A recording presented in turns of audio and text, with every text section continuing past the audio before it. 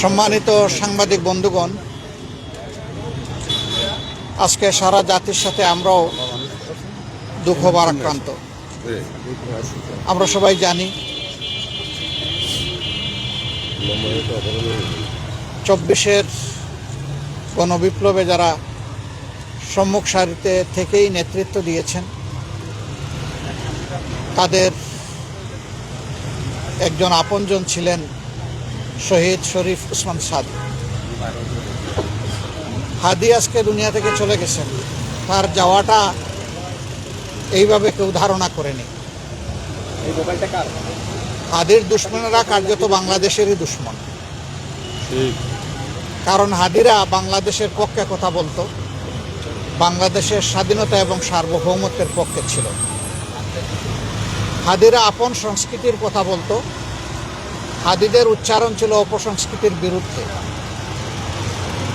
হাদিরা কোটি তরুণের প্রাণে দ্রোহের আগুন জ্বালিয়ে দিয়েছিল। এই দেশ, এই জাতি আমাদের দেশ এবং জাতির পাহারাদারি আমাদেরকেই করতে হবে। কোনো কালো চিলকে আমাদের ভাগ্যে আর চুমারার কোনো সুযোগ আমরা দেব না। এটাই ছিল তাদের অঙ্গীকার। তারা বলেছিল জীবন দিব, তবুও 24 দিব না।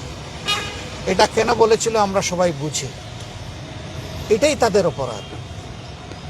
তারা কারো দিকে অন্যায়ের হাত বাড়ায়নি, কারো উপর জুলুম করেনি। হাদি আজীবন ইনসাফের কথা বলে দিয়েছে। এমনকি বলতে বলতে এটাও বলেছে যে আমার শত্রুর প্রতি আমি ইনসাফ করতে চাই। আমি কোনো শত্রুর উপরেও বেইনসাফি করতে চাই না, এবং কেউ বেইনসাফি করুক সেটাও আমরা দেখতে চাই না। এমনই একটা নির্মল চরিত্রের ছেলে, যে আসলেই অনেকের অন্তরে জায়গা করে নিয়েছিল, এবং অনেকের ভালোবাসাটাই সম্ভবত তার জন্য কারো কারো ক্ষেত্রে সহ্য করা কঠিন হয়ে গিয়েছিল। এই জন্যেই তারা ষড়যন্ত্র করে দুনিয়া থেকে তাকে উঠিয়ে দিয়েছে। কিন্তু যারা বিপ্লবী, তাদেরকে খুন করে বিপ্লবের চেতনাকে খুন করা যায় না, বরঞ্চ সেই চেতনা আরও ছড়িয়ে পড়ে। গতকালকের জানাজা সারা দুনিয়া প্রত্যক্ষ করেছে, এবং আমরা মনে করি সারা দুনিয়ায় জানাজার সাথে মানসিকভাবে সম্পৃক্ত ছিল। আমরা শপথ নিতে চাই, আল্লাহ তাআলা যে দেশে আমাদেরকে পয়দা করেছে, এই দেশ, এই জাতির জন্য আমাদের সর্বোচ্চটুকু দিয়েই আমরা লড়ে যাব ইনশাআল্লাহ। এবং আমরা আশাবাদী এই জাতি ইনশাআল্লাহ সব ধরনের ফেসিবাদের কবল থেকে মুক্ত হবে ইনশাআল্লাহ। সব ধরনের অন্যায় অবিচার থেকে মুক্ত হবে, বৈষম্য থেকে মুক্ত হবে, দুর্নীতির কোরাল গ্রাস থেকে মুক্তি পাবে। আমরা দুর্নীতির সেই দুর্ভেদ্য জাল বেড়া একবারেই ভেঙে তছনছ করে দেব ইনশাআল্লাহ। এ পর্যন্ত আমাদের লড়াই অব্যাহত থাকবে ইনশাআল্লাহ। তাহলেই হাদি এবং হাদিদের আত্মা শান্তি পাবে। এই 24-এ যারা জীবন দিয়েছে, যারা লড়াই করে দুনিয়া থেকে বিদায় নিয়েছে, আল্লাহ তাআলা তাদের সকলকেও হাদি সহ শহীদ হিসাবে কবুল করুন। যারা আহত পঙ্গু হয়ে বেঁচে আছেন, আল্লাহ তাআলা জীবন্ত এই শহীদদেরকে তার খাস কুদরত থেকে সাহায্য করুন, এবং এই জাতিকে তাদের থেকেই প্রেরণা নিয়ে নিজেদের কর্তব্য আদায়ের তৌফিক দান করুন। আজকে রাজনৈতিক দলগুলোর উপর অনেক বড় দায়িত্ব।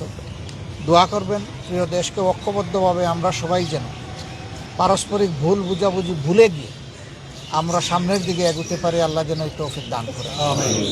আদর্শ এবং কৌশল দলগুলোর ভিন্নতা থাকবে, সেই লড়াই হোক বুদ্ধিভিত্তিক, সেই লড়াই হোক যুক্তির, এবং সেই লড়াই হোক মানবতার কল্যাণ। দেশ নয়, ব্যক্তি নয়, জাতিই বড় কথা। ব্যক্তি নয়, দল নয়, জাতিই বড় কথা। সেই কথার উপরে আমরা যেন রাজনৈতিক দলগুলো আমাদের পথ রচনা করে সামনে এগোতে পারি। আল্লাহ সেই তৌফিক দান করুন। আমরা বেদনাদায়ক এই হত্যাকাণ্ডে তার মা সহ পরিবারের সদস্যবৃন্দ, তার সংগঠনের সহকর্মীবৃন্দ, এবং তাকে যারা ভালোবাসতেন, যারা আঘাত পেয়েছেন, আমরা তাদের সকলের প্রতি সমবেদনা জ্ঞাপন করছি।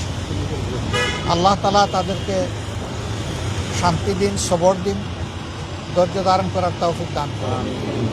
গতকালের নাজায় বারবার উচ্চারিত হয়েছে, খুনিদেরকে আমরা গ্রেপ্তার হয়েছে, শাস্তি পাচ্ছে, এটা আমরা দেখতে চাই। সরকার এ পর্যন্ত যা করেছেন তাতে জনগণ মোটেই সন্তুষ্ট না। জনগণের দাবি আশা করি প্রধান উপদেষ্টা সহ উপদেষ্টা মণ্ডলী সেখানে উপস্থিত ছিলেন। তারা জনগণের পালস বুঝতে পেরেছেন। জনগণের পার্শ্বের প্রতি সম্মান দেখিয়ে অতি দ্রুত সমস্ত সন্দেহ সংশয়ের বাইরে এসে খুনিদেরকে গ্রেপ্তার করতে হবে এবং আইনের আওতায় আনতে হবে। যদি এই খুনিরা পার পেয়ে যায় তাহলে আপনার আমার কারো জীবনই নিরাপদ বলা যাবে না। তবে হ্যাঁ, আমরা খুনিরা খুন করবে তাই বলে আমরা আমাদের দায়িত্ব পালনে অবহেলা করব না, তা হবে না। ওই খুনিদেরকে আমরা পরোয়া করি না। আমরা বিশ্বাস করি যিনি আসমান জমিনের মালিক তিনি আমাদের জীবনেরও মালিক, যিনি আসমান জমিনের মালিক তিনি আমাদের নিরাপত্তারও মালিক। সুতরাং আমাদের জীবন আমাদের নিরাপত্তা মহান আল্লাহর হাতে তুলে দিলাম।